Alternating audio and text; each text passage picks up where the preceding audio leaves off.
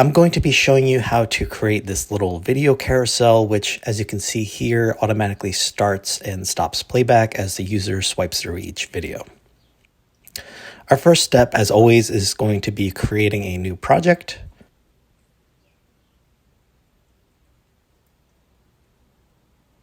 And before we get started, I'm going to import our folder of video files and just make sure that Create Groups is selected instead of Folder References. Now, the first thing we're going to be doing in our code is to create the model for our videos, and we can do that by creating a new Swift file called video. Inside, we will create an extremely simple struct called video, which conforms to hashable with only one property called video ID, which is a string.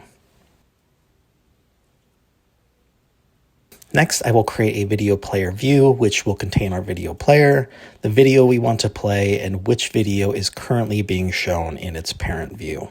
Since we're going to be using the AV player for this view, the first thing we're going to be doing is importing AVKit at the top of our document.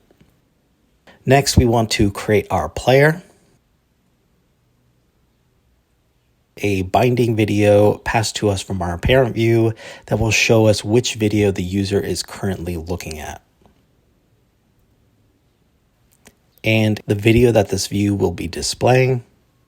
We'll add an initializer to this view that stores our video and the currently shown video from our parent view.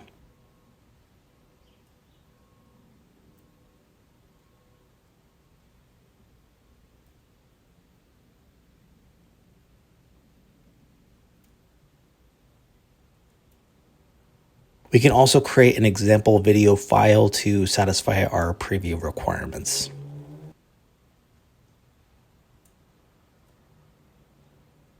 Next, we are going to create a function that will load our video into the player from its ID. We'll find the path of our file,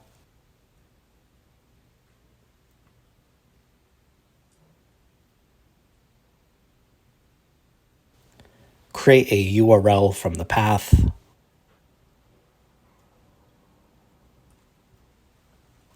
create a player item from that URL, and replace our player item with this new one that we created. So now that we have all that, we can create our video player in the body of our view. We can assign it an aspect ratio so that it fits correctly.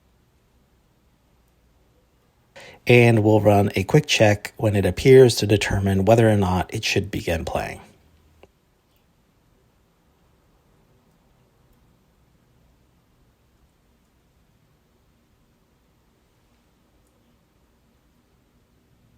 And the last thing we want to do is to play or pause the video depending on which video is currently being shown to the user.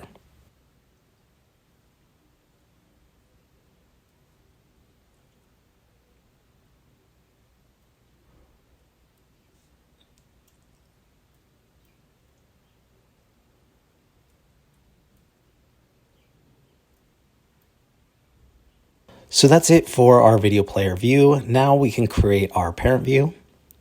To set up this view, we're just going to create an array of our videos.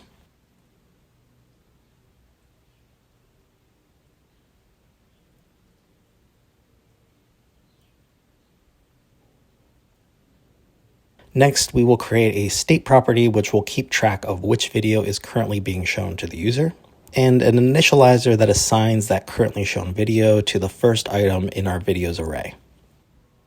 The last thing to do is to create a tab view with a selection of our currently shown video. And inside we will create a for each, which loops over every video in the videos array. And for each of these loops, we put in our video player view containing both the video being passed in and the video currently being shown to the user. We'll also need to add in this tab view style modifier with a page tab view style. And there you go. When we run our simulator, you can see that the video immediately starts playing when it's visible and pauses when it's no longer being shown to the user.